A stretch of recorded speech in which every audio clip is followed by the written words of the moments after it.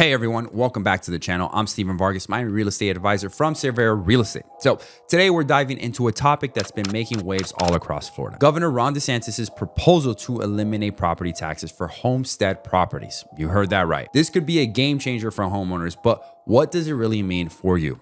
Let's break it down. So as you probably have heard, Governor Ron DeSantis has recently proposed a plan aiming to provide significant property tax relief to Florida homeowners, and God, we know we need it. And one of the key components with this whole thing is a $1,000 rebate for homestead properties, which is intended, as you can imagine, to offset the rising cost of homeownership. There's also talks of raising the homestead exemption from $50,000 to $500,000 for non-school taxes, and even up to $1 million for residents over 65 who have maintained a homestead property in Florida for over 30 years. These proposals, of course, are designed to alleviate the financial burden on homeowners, especially in the face of increasing property values and insurance premiums. And I don't know about you, but it seems like my insurance premiums double every single year. So, I mean, it's definitely not sustainable. But here's the important note, is that completely eliminating property taxes would require a constitutional amendment, which means that the proposal would need to be approved by at least 60% of voters in a future election. As of now, the Florida House has passed a tax package that includes redirecting a portion of tourism tax revenue to property tax relief. But the broader proposal of eliminating property taxes, which is what we all want or what we're all waiting for, is still under consideration and has not yet been enacted. So what does that mean for the Miami real estate market? Well, like everything, there's pros and cons. So let's talk about them. What are some of the pros? Increased affordability. Goes without saying, but lower property taxes could make home ownership more accessible, attracting more buyers to the market. And with that, you get the second pro, which is market growth. With more people trying to buy properties and more people who can actually afford those properties, we can see a boost in property sales and overall market activity. The market, as you probably are aware, is kind of dead in some cases.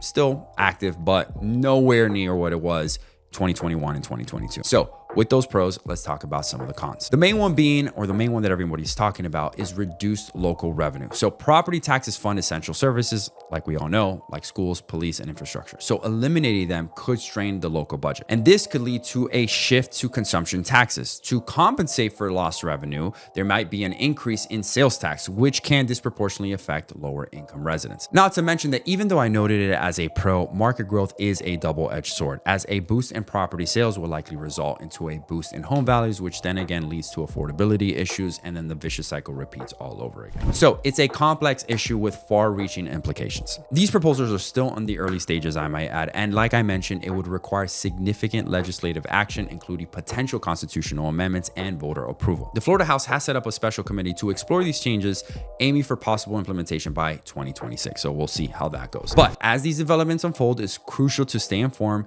and understand how they can impact your real estate deal. Shameless plug. So obviously take this opportunity to subscribe to the channel. So if you found this video helpful, please give it a thumbs up and subscribe to the channel, like I already mentioned, for more updates on the Miami real estate market. And if you're considering buying or selling a home and want to understand how these potential tax changes could affect you, then schedule a call with me using the link in the description box below. Oh, and one last thing before I sign off. These proposals are subject to change and depend on various factors, including legislative approval and voter support, as I've already mentioned. But for personalized advice, obviously consult with a qualified real estate or tax professional. And with that said, guys, thank you for tuning in and making it this far. I'll see you on the next video. And until then, take care and God bless.